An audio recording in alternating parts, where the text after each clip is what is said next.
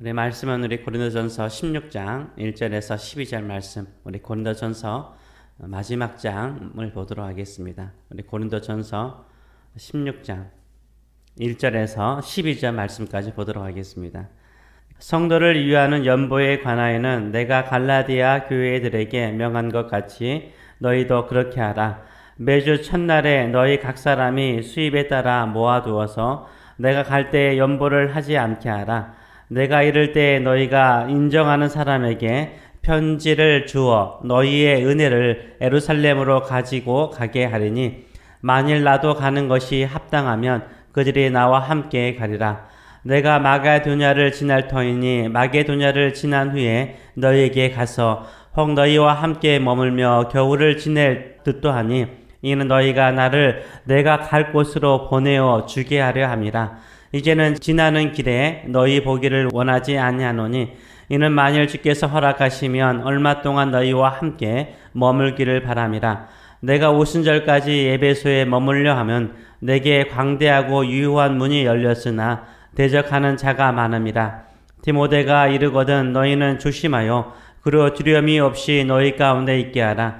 이는 그도 나와 같이 주의 일을 힘쓰는 자임이라. 그러므로 누구든지 그를 멸시하지 말고 평안히 보내어 내게로 오게 하라. 나는 그가 형제들과 함께 오기를 기다리노라. 형제 아볼로에 대하여는 너희가 형제들과 함께 너희에게 가라고 내가 많이 권하였으되 지금은 갈 뜻이 전혀 없으나 기회가 있으면 가리라. 아멘.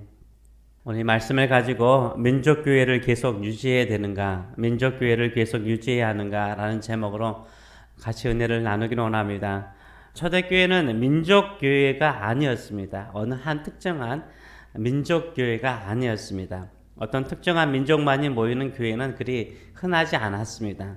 다양한 민족들이, 다양한 인종들이 함께 모여서 예수를 믿고 교회 공동체를 이루었습니다. 초대교회로 돌아가야 한다라고 주장한다면 어떤 교회의 모습으로 돌아가야 될까요? 여러 가지 모습이 있지만 다민족교회로 돌아가야 됩니다. 모든 민족이 함께 예배하고 선교하는 교회로 돌아가야 되죠. 그리고 또 그런 모습이 요한계시록에 나와 있는 모습, 요한계시록의 천상에서 보여주는 예배의 모습도 다양한 민족과 언어들이 함께 주를 찬양하는 모습을 보여주고 있습니다. 고린도전서 16장에는 로마의 속국 5개 지역이 나와 있습니다. 갈라디아, 유대, 그리고 마게도냐, 아가야, 아시아, 소아시아를 말합니다. 아시아를 말합니다. 이 지역마다 교회가 있었고 다양한 민족과 인종의 사람들이 모여서 교회를 이루며 예배를 드리고 있었습니다. 이것이 가능한 것은 로마 제국의 한 울타리 안에 있었기 때문에 가능한 것이었습니다. 로마 제국의 몇 가지 특징을 좀 살펴보도록 하겠습니다. 아주 중요한 것이기 때문에요. 첫째는 이동수단이었습니다. 로마 제국은 튼튼한 도로가 잘 발달되어 있었습니다. 거미줄처럼 연결되어 있었습니다. 도로도 지금까지 2000년이 지났음에도 불구하고 아직도 그 도로를 사용하고 있는 도로가 있습니다. 그렇게 튼튼한 고속도로를 만들었습니다. 아주 신속하게 이동할 수 있었습니다. 그렇기 때문에 1세기 안에 복음이 힘있게 멀리 퍼질 수가 있었습니다. 둘째는 안전이었습니다. 그 당시에 로마 군대는 가장 강성하고 최고의 군대였습니다. 지역마다 로마 군인들이 있었는데 그래서 치안이 매우 안정적이었어요. 여행하는 것이 대체적으로요 안전하였습니다. 셋째로는 우편 제도였습니다. 아주 신속하고 정확하게 편지를 보내주었습니다. 네 번째로는 여관 제도였습니다. 저희들도 이 고속도로를 지나가다 보면 엑시트에 있는 곳마다 거의 대부분이 모텔, 호텔이 있습니다. 마찬가지로 이 로마도요, 도로마다, 중요한 도시마다, 중요한 지역마다 여관들이 잘 발달되어 있었습니다. 다섯째로 언어입니다. 중요한 게 언어인데요. 헬라어가 공통 언어였어요. 신약 성경도 헬라어로 기록되지 않았습니까? 예배도 대부분의 교회가 헬라어로 예배를 드렸습니다. 지금 시대가 로마 시대와 거의 비슷합니다. 비행기와 고속도로가 아주 발달되어 있죠. 그리고 인터넷과 SNS가 발달되어 있습니다. 호텔은 어디에나 있잖아요. 대체적으로 어느 나라를 여행하더라도요, 정치적으로 불안하지 않는 이상 안전합니다. 거의 모든 나라가 영어가 가면은 영어를 조금 쓰면은 영어로 소통할 수 있습니다. 그렇다면 교회는 어떤가요? 교회는 어떤가요? 지금의 교회들은 어떤가요? 민족교회가 많은가요? 아니면 다민족교회, 다양한 인종의 사람들이 모여서 드리는 예배가 더 많은가요? 아직도 언어의 장벽, 또 문화의 장벽 때문에 그런지 모르겠지만은 다민족교회보다는 민족교회, 한민족교회가 많은 것을 보게 됩니다. 다시 한번 교회의 부흥의 시대가 도래하기 위해서는 민족교회의 개념을 뛰어넘어야 됩니다.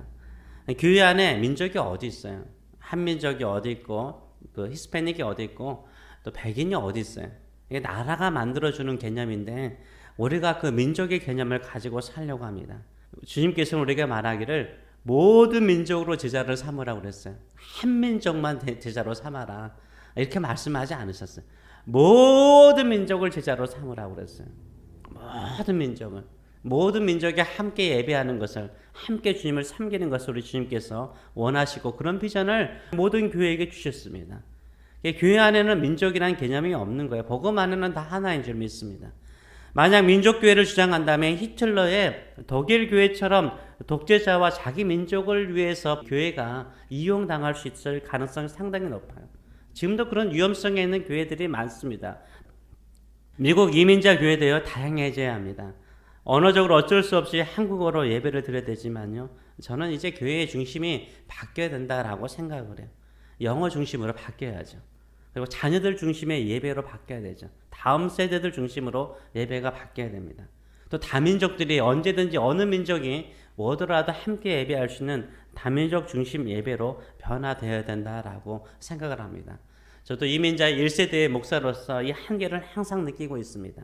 그래서 새로운 초대교회 같은 이민자의 교회의 부흥을 위해서 계속해서 자녀들의 세대가 일어나고 영어로서 같이 함께 예배 드릴 수 있는 교회들이 많아질 수 있도록 기도해 주시는 저 여러분 되시길 축원합니다. 아멘. 그래서 초대교회 회복은 두 번째로는 헌금 생활의 회복입니다. 사랑은 말과 혀로만 하는 것이 아니죠. 행함과 진실함으로 해야 합니다. 사랑의 실천의 기본은 헌금 생활입니다. 유대인 중심의 교회인 예루살렘 교회 성도들이 장기간의 기근으로 인해서 고생을 하고 있었어요. 장기간의 기근으로 고생을 하고 있었습니다. 이때 경제적으로 넉넉했던 이방인 중심의 고린도 교회와 같은 이방인 교회들이요, 헌금을 해서 구제금을 계속해서 예루살렘 교회에 보내주곤 했습니다. 사도 바울이 그런 역할을 하기도 했습니다. 어려울 때 도와주는 물질이 어려움 중에 있는 성도들에게는 큰 힘이 되는 거죠. 사도 바울은 헌금 생활을 이야기하면서 헌금은 자원해라, 그리고 기쁜 마음으로 즐거운 마음으로 헌금을 하라라고 가르쳤습니다. 오늘 본문 2절을 보게 되면 이 헌금 생활의 외형적인 모습을 이야기하고 있습니다. 2절의 말씀을 보게 되면 매주 첫날에 너희 각 사람이 수입에 따라 모아두어서 내가 갈 때 연보하지 않게 하라 라고 말하고 있습니다. 예루살렘 성도의 구제 헌금을 사도 바울이 방문할 때 준비할 것이 아니라 미리 준비해 두라라고 말하고 있어요. 매주 첫날에 헌금하라라고 말하고 있습니다. 지금으로 말하면 매주 첫날이 언제죠? 주일이죠. 우리 달력 보면 매주 한 주간의 첫날은 주일이잖아요. 주일에 정기적으로 헌금해서 모아두라는 거예요. 헌금을 그때그때 하는 것이 아니라 정기적으로 규칙적으로 꾸준히 해야 된다라고 가르치고 있습니다. 어느 한순간에 한꺼번에 하려고 하면 헌금 못하거든요. 항상 남들을 위해서 구제하고 사도 바울이 복음을 위해서 나를 보내달라라고 말하는 것도 재정적으로 좀 후원해달라라는 말이거든요. 주의 복음의 사역을 위해서 정기적으로 헌금하는 훈련이 필요하다라고 말하고 있어요. 그러면 값지게 이 헌금이 사용될 수 있다라고 말하고 있습니다. 그래서 우리가 많은 헌금이 아닐지라도 꾸준히 정기적으로 헌금하는 것이 얼마나 주의 사역에 큰 도움이 되는지 모릅니다.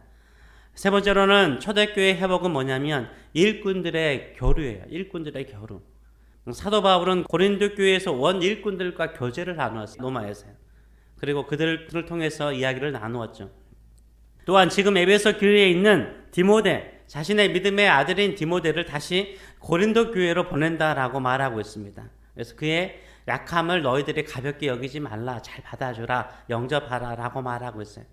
또 편지를 보내는 이 고린도 전서를 보내면서도 자기와 함께 사역하고 있는 사람들을 함께 보내고 있습니다. 지금은 힘들지만 나중에 고린도 교회에 중요한 역할을 했던 아볼로를 기회가 되면 다시 보내겠다라고 말하고 있습니다.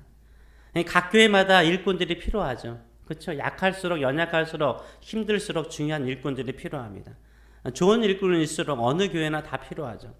그러나 좋은 일꾼들을 독점하려고 하는 사람들이 많죠. 좋은 일꾼들은 다른 교회를 안 보내려고 그러죠. 중요한 일꾼들은 자기 본인 교회에서 잘 훈련했으니까 우리 교회를 위해서 써야 된다라고 생각을 하고 있습니다. 힘든 교회가 있으면 일꾼들을 보내주고 도와주는 시스템이 초대교회는 잘 돼 있었어요. 초대교회는 각 지역마다 한 지역에 한정되어 있지 않았습니다. 오히려 일꾼들을 보내주어서 서로 약한 교회들을 힘있게 세워주었습니다. 저는 대형 교회들의 모습들을 이야기를 들을 때마다 마음이 아플 때가 많아요. 대형 교회들이 자신들의 지교회를 개척하고 확장할 때 좋은 일꾼들을 보내주잖아요. 그 옆에는 작고 연약한 기존 교회들을 도와주는 일에 훈련된 큰 교회에 가지고 있는 그 인프라를 가지고 잘 훈련했던 일꾼들을 보내주는 교회는 그리 흔치 않는 것을 보게 됩니다. 초대교회는 한 지역에 한정되어 있지 않았습니다. 세계에 흩어진 모든 교회들이 다 주님의 교회라고 생각을 했어요. 예수 그리스도를 머리로 하는 모든 주님의 교회라고 생각을 했습니다. 주님의 몸된 교회가 어느 한 지역에서 힘들 때는 정기적으로 규칙적으로 헌금을 보내어서 도와주었고요.